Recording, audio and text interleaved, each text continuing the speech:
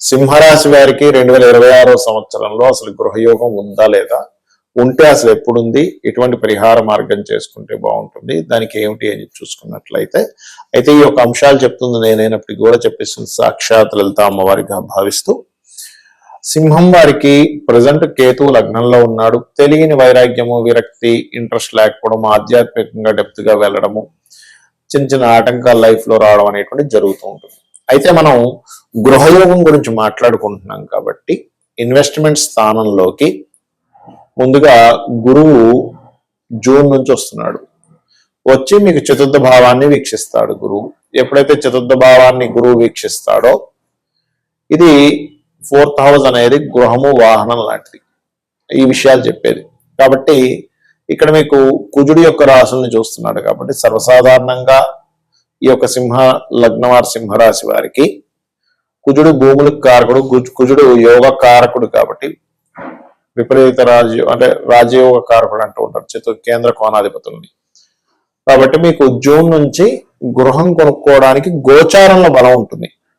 ఇక మీకు personal chart లో ఏ మహాదశ నడుస్తుంది, అంతర్దశ నడుస్తుంది, అసలు ఏమిటనేది మీ పర్సనల్ చార్ట్ లో చూడాలి. అలాగే మీరు కొనుక్కోవచ్చా వద్దా, అసలు మీ పేరులో ఉండే మొదటి అక్షరాన్ని బట్టి ఏ డైరెక్షన్ కొనుక్కోవాలని వీడియో ఎండింగ్ వరకు చూస్తే మీకు కనబడుతుంది.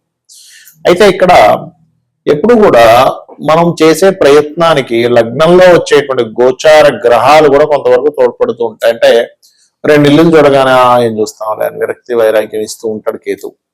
కాబట్టి మీరు నిత్యము ఉదయం నిద్ర లేచిన వెంటనే కూడా నవగ్రహాల్లో కేతుగ్రహానికి మీరు ఆలయానికి వెళ్ళినప్పుడు దీపం వెలిగించము, నిద్ర లేచిన వెంటనే కూర్చొని గణపతిని ధ్యానించండి. ఖచ్చితంగా మీకు దోషం అనేది పోతుంది. అలాగే మీరు ఏదైనా ఒక గృహం కొనుగోలు చేయాలి, దగ్గరికి వచ్చినట్టే వచ్చి మిస్ అవుతుందండి అంటే మీ జన్మజాతకంలో గృహయోగం ఉంది, కానీ ఏదో మనకు కర్మ ఎక్కడో అడ్డుపడుతుంది. దీనికి ఏం చేయాలి పరిహారం? నవగ్రహాలు ఉంటాయి కదా, అక్కడికి వెళ్ళి చక్కగా మీరు గురువు, చంద్రుడు గ్రహాల దగ్గర గురువారం, శుక్రవారం, సోమవారం దీపారాధన చేసి నెయ్యితో దీపం వెలిగించి వాటి చుట్టూ భక్తి శ్రద్ధలతో ఒక 9 ప్రదక్షిణాలు చేసుకొని అక్కడి నుంచి అదే ఆలయంలో మనకి అమ్మవారిది కానీ, దత్తాత్రేయుడిది కానీ, లేకపోతే ఏదైనా మంచి గురుస్వరూప సంబంధించినటువంటివి ఆలయాలు ఉంటే అక్కడికి వెళ్ళి అక్కడ దీపారాధన చేసుకొని ఒక 3 ప్రదక్షిణాలు చేసుకొని అక్కడే కూర్చొని మణిద్వీప వర్ణన వినండి. ఇది గురువారము, సోమవారము, శుక్రవారం చేయొచ్చు. ఇది దీనివల్ల ఏమవుతుందంటే మీకు గృహం కొనుగోలు చేయడానికి మీరు చేసేటువంటి ఆలోచన ఏదైతే ఉంటుందో, మీ ప్రయత్నం ఏదైతే ఉంటుందో 100% సక్సెస్ అవుతుంది. చాలా మంది నన్ను అడుగుతున్న ప్రశ్న ఏంటంటే, అసలు ఒక గృహం కొనుగోలు చేసేటప్పుడు ఎటువంటి జాగ్రత్తలు తీసుకోవాలి? పాయింట్ నెంబర్ 1 గుర్తుపెట్టుకోండి. మీ పేరు లో ఉండే మొదటి అక్షరాన్ని తీసుకొని మొదటి అక్షరంతో వర్గు అనేది ఒకటి ఉంటుంది. అంటే ఆ నుంచి అమ్మహ, మీ పేరు ఆ నుంచి అమ్మహ లోపల ఉందనుకోండి. అంటే ఆ అంటే ఆదిత్య, లేకపోతే ఆదినారాయణ, ఈ అంటే ఈశ్వరు, ఊ అంటే ఉదయ్ కుమార్, లేకపోతే ఊహ, ఇట్లా చాలా రకాలు ఉంటాయి పేర్లు కదా. ఆ మొదటి అక్షరం గనక ఆ నుంచి అమ్మహ లోపల ఉంటే మీకు తూర్పు మధ్య ద్వారము, సింహద్వారాలు, ఎందుకంటే ఈశాన్యం కూడా ఉంటాయి కాబట్టి తూర్పు మధ్య సింహద్వారము, దక్షిణ మధ్య సింహద్వారము, ఉత్తర మధ్య సింహద్వారాలు మీకు పనికి వస్తాయి. మీకు పడమర, ఈశాన్యం పనికిరాదని గుర్తుపెట్టుకోండి. కక్క గగ అక్షరాలు కనుక మీకు మొదటి అక్షరం అయినట్లయితే మీకు ఆగ్నేయము, ఉత్తరము, ఈశాన్యం పనికొస్తుంది.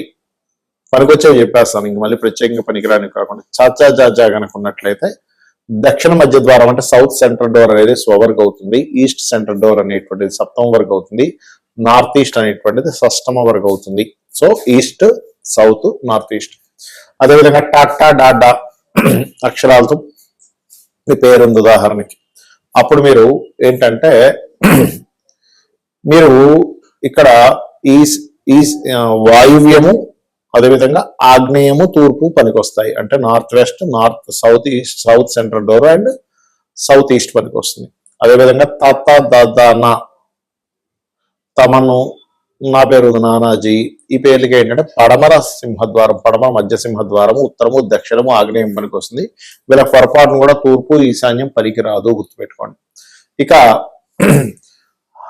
పాప బాబమ్మ అనుకోండి, వారికి వాయువ్యము ఈశాన్యము పనికొస్తుంది, అంటే north west and north east పనికొస్తుంది. వాళ్ళకి నార్త్ సెంటర్ డోర్ అనేది న్యూట్రల్ అవుతుంది, బట్ పొరపాటును కూడా ఈస్ట్ సెంటర్ డోర్ కానీ సౌత్ ఈస్ట్ కానీ తీసుకోకూడదు. ఇక యారా లావా అక్షరాలతో కనుక ఉన్నట్లయితే మీ పేరు దాంట్లో అంటే యారా లావా అంటే యా అంటే యాదమ్మ యాదయ్య, లేకపోతే రా అంటే రమేష్ రాము, లా అంటే లావణ్య, ఇట్లా చెప్తున్నా, ఉదాహరణ చెప్తున్నా.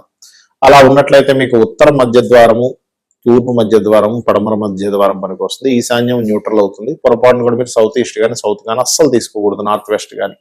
ఇక శేషాసహ అక్షరాలతో ఉన్నట్లయితే అంటే శేషగిరిరావు, హరిణి, హిరణ్య, ఇట్లా రకరకాల పేర్లు ఉంటాయి. వాళ్ళకి ఈశాన్యము వాయువ్యం అంటే నార్త్ ఈస్ట్ సింహద్వారం కానీ నార్త్ వెస్ట్ సింహద్వారం కానీ తీసుకోవాలి. దీంతో పాటు మీ పర్సనల్ చార్ట్ లో రాహుకేతువులు ఎక్కడున్నారు, శుభగ్రహాలు పాపగ్రహాలు ఉండే స్థితిని చూసుకోవాలి. అప్పుడు మళ్ళీ దాంతో కొంత ఫిల్టర్ చేసుకుంటే దీనివల్ల సింహద్వారం వలన మీ లైఫ్ లో మీరు ఏదైతే కష్టపడుతుంటారో, మీరు ఏదైతే ప్లాన్ చేసుకుంటుంటారో, ఇక్కడ ఫెయిల్యూర్ శాతం చాలా తగ్గుతుంది, పాజిటివ్ శాతం అనేటువంటిది పెరుగుతుంది. ఇదొకటి. రెండవది, ఎప్పుడు కూడా మీరు మీ జాతక చక్రంలో మీ పేరు మీద గృహయోగం ఉందో లేదో చూసుకోండి.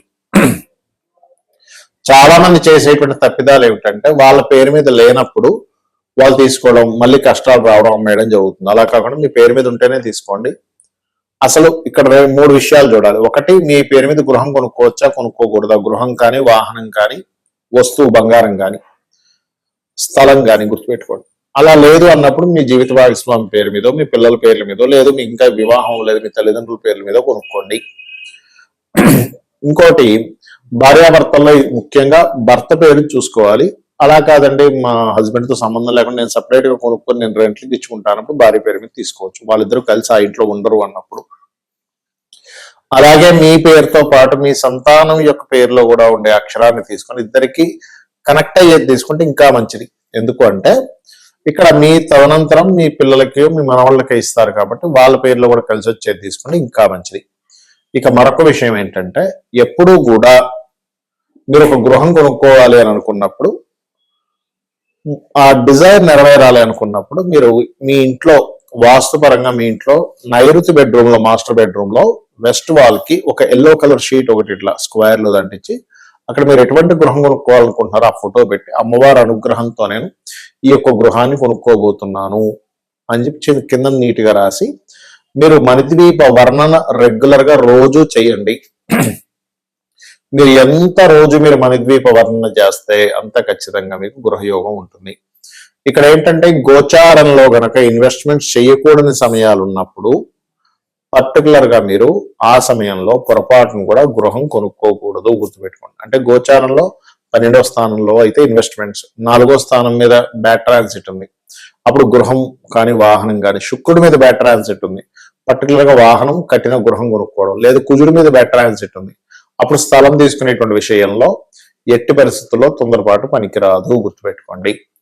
ఈ జాగ్రత్తలు కనుక తీసుకున్నట్లయితే ఖచ్చితంగా 100% మీకు ఎటువంటి ఇబ్బంది కలగకుండా ఉంటుంది. అమ్మవారి అనుగ్రహంతో మీరు కొనుక్కునేటువంటి గృహంలో మీరు హ్యాపీగా ఉంటారు. శ్రీమాత్రే నమః.